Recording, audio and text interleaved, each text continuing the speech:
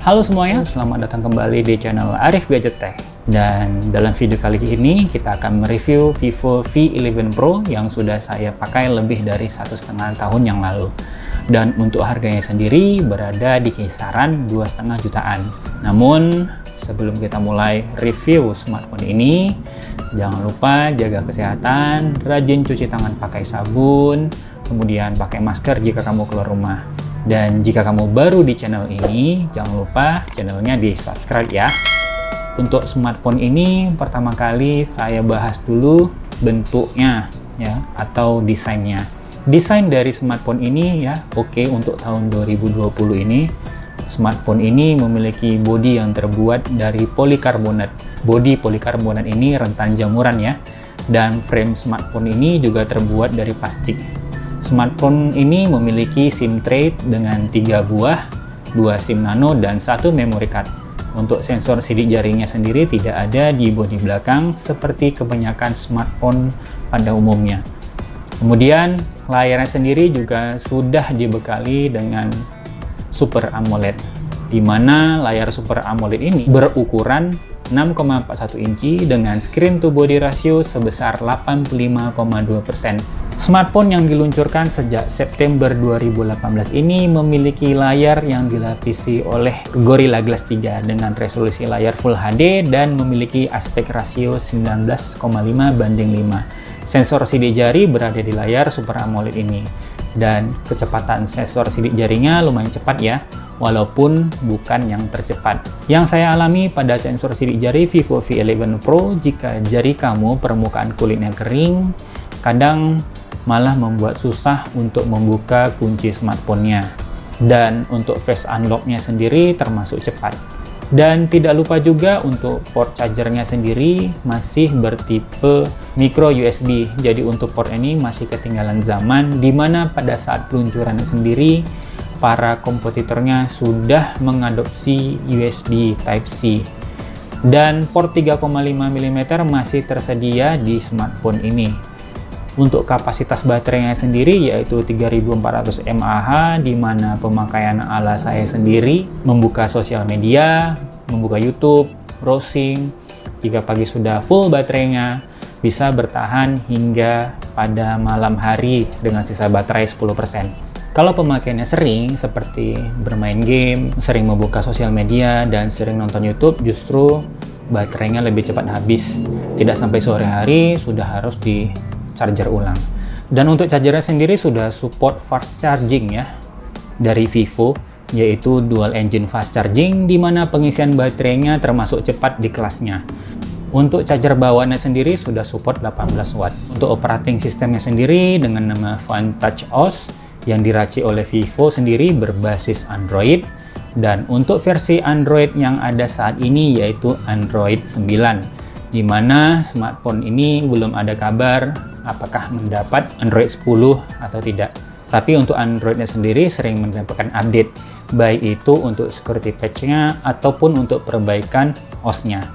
Untuk chipset sendiri menggunakan Snapdragon 660 AIE dan Adreno 512 menggunakan RAM 6GB serta internal memori 64GB. Dengan RAM 6GB ini dengan kombinasi Snapdragon 660 tentunya menjalankan berbagai aplikasi cukup lancar. Dan untuk game yang dijalankan lancar aja ya, seperti game-game kasual ya. Untuk game seperti Mobile Legends bisa grafik rata kanan ya sampai ultra. Dan untuk game PUBG sendiri ya, grafik maksimal yang bisa dimainkan yaitu frame rate high dan HD. Sekarang kita beralih ke sektor kamera, di mana kamera Vivo V11 Pro ini ada 3, 2 di belakang dan 1 di depan. Untuk kamera belakangnya sendiri terdiri dari kamera utama yang beresolusi 12 megapiksel yang sudah berteknologi dual pixel, dan kamera sekundernya beresolusi 5 megapiksel yang berguna untuk efek bokeh. Dan kamera selfie beresolusi 25 megapiksel. Berikut contoh dari hasil kameranya.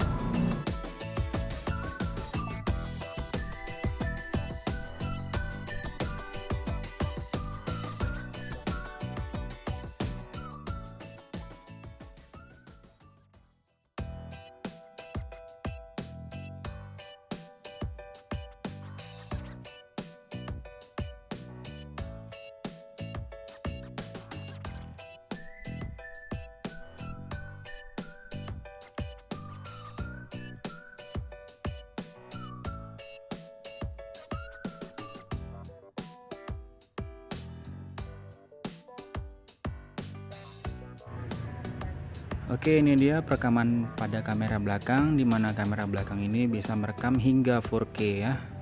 Oke, kita coba bawa jalan dulu. Jadi di kamera ini nampak berguncang ya. Oke, kita bawa lari ya.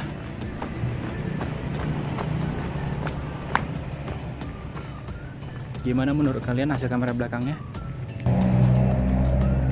Dan untuk kamera depannya bisa merekam hingga Full HD saja ya, tidak bisa 4K. Untuk hasil kameranya sendiri seperti yang kita lihat tadi, kamera ini tidak mempunyai fitur stabilisasi sama sekali, baik itu AIS ataupun OIS, baik di kamera depan ataupun di kamera belakang. Dan belum ada juga fitur night mode. Secara keseluruhan Vivo V11 Pro ini masih yang terbaik ya di range harganya ya, 2,5 juta. Untuk fitur kameranya sendiri sudah bagus ya, walaupun untuk fitur kameranya sendiri tidak kekinian di tahun 2020 ini. Dan kekurangan lainnya di smartphone ini tidak adanya NFC, yang mungkin sebagian orang fitur ini dianggap penting. Tidak ada LED notifikasi, tetapi hal ini tergantikan oleh fitur Always On Display dari layar Super AMOLED-nya. Dan ketahanan baterainya masih kurang ya. Dan smartphone ini masih menggunakan port micro USB. Dan untuk multimedia serta bermain game sudah bagus ya. Dan jika kamu berminat, kamu bisa mencarinya di berbagai marketplace favorit kamu. Oke, sekian dulu review dari Vivo V11 Pro kali ini. Jika kalian ada masukan-masukan, kalian bisa komentar di kolom komentar. Dan jangan lupa juga di subscribe channel ini dan like video ini jika kamu suka.